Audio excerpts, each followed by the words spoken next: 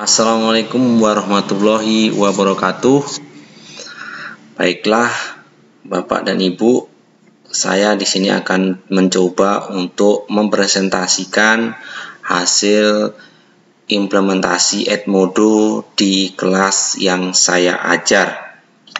Tapi sebelumnya, perkenalkan, nama saya Hafidz Zaini, berasal dari SMK Negeri 2 Argamakmur, kemudian tergabung pada kelompok batch 5.5. Nah, jadi untuk akun Edmodo saya menggunakan username hafidz_zaini@yahoo.co.id dengan email juga hafidz_zaini@yahoo.co.id. Jadi di sini saya menggunakan username langsung sesuai dengan email yang saya gunakan. Kalau saya cek di pengaturan akun, di sini saya menggunakan email hafidz_zaini@yahoo.co.id dan sudah terkonfirmasi. Jadi emailnya sudah aktif begitu. Berikutnya, nama kelas saya adalah 10 TSMA dengan kode A3M7ZH.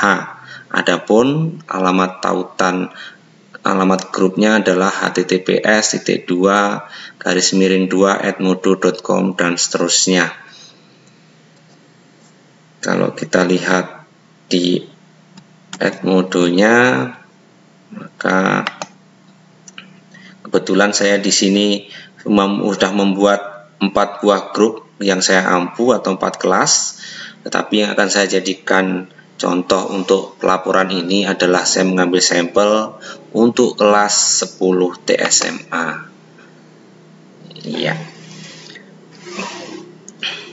Ya, di sini kode grupnya tadi adalah A3M7ZH.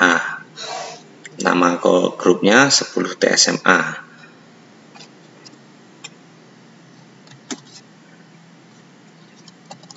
Berikutnya, anggota atau member siswanya. Kebetulan di kelas grup TSMA ini jumlah muridnya adalah 32, yang kebetulan seluruhnya sudah tergabung di kelas Edmodo. Jadi kalau saya cek membernya, ya di sini ada ya Refli Adianto, Roza, Bemi, dan seterusnya. Berikutnya, di Edmodo juga sudah dilengkapi dengan fitur library, di mana di library ini kita bisa mengupload materi-materi bahan ajar untuk perpustakaan gitu. Kemudian juga ada kuis yang kita bisa masukkan di library. Jadi kalau kita lihat, ya saya punya beberapa file yang sudah saya masukkan di library. Ada materi berkaitan dengan peralatan tangan, kemudian ada kuis ya. Jadi kalau saya coba lihat materinya, ya jadi dalam materi peralatan tangan saya sudah siapkan 3 buah modul yang bisa dijadikan bahan untuk belajar begitu.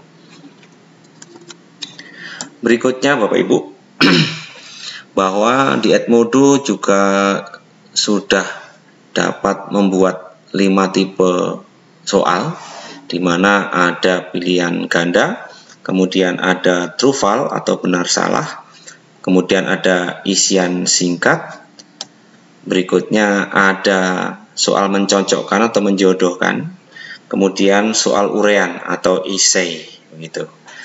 Jadi kalau saya lihatkan di Edmodo,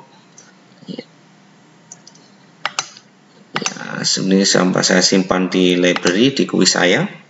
Jadi kalau kita lihatkan, ini adalah contoh soal urean. Ya. Berikutnya ini adalah contoh soal benar salah. Berikutnya lagi, ini adalah soal menjodohkan.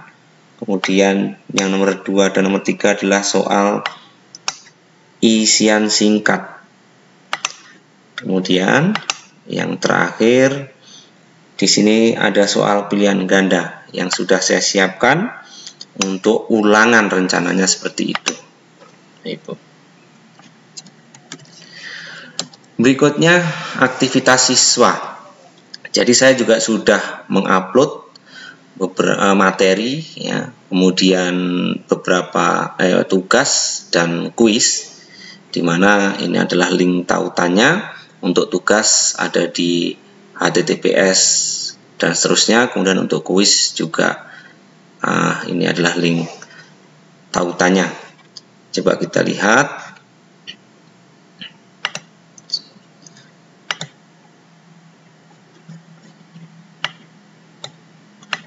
Ya, jadi kita lihat di sini Bapak Ibu. Jadi di sini saya sudah mengupload materi atau modul berkenaan dengan peralatan tangan. Kemudian saya juga sudah upload penugasan. Kemudian kuis 1 dan kuis 2.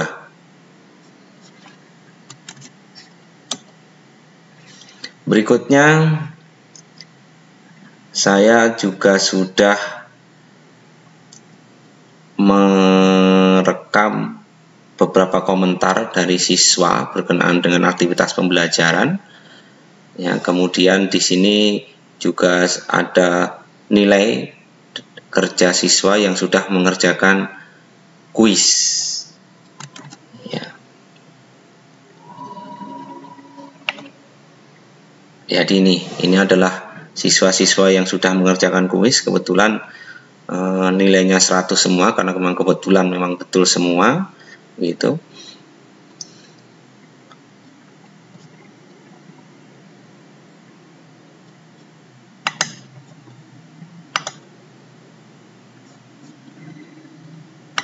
Kemudian ini sudah ada siswa memberikan komentar bahwa dia sudah mengerjakan kuis begitu.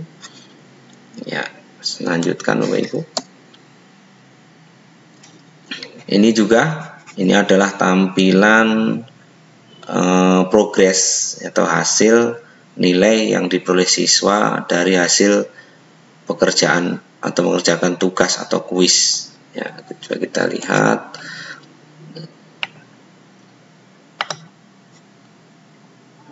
Ya, di sini Bapak Ibu ya. Ini adalah hasil siswa yang sudah mengumpulkan tugas maupun yang sudah mengerjakan kuis. Selanjutnya, setelah saya coba untuk mengimplementasi Edmodo, ada beberapa kesan barangkali tentang pemanfaatan Edmodo. Ya, jadi terkait dengan materi, bahwa saya di sini mengajar menggunakan perangkas tangan dengan jumlah siswa 33 dan alhamdulillah seluruhnya sudah tergabung. Kan tetapi ada berbagai kendala yang mungkin kita hadapi di lapangan. Yang pertama terutama adalah masalah sarana prasarana.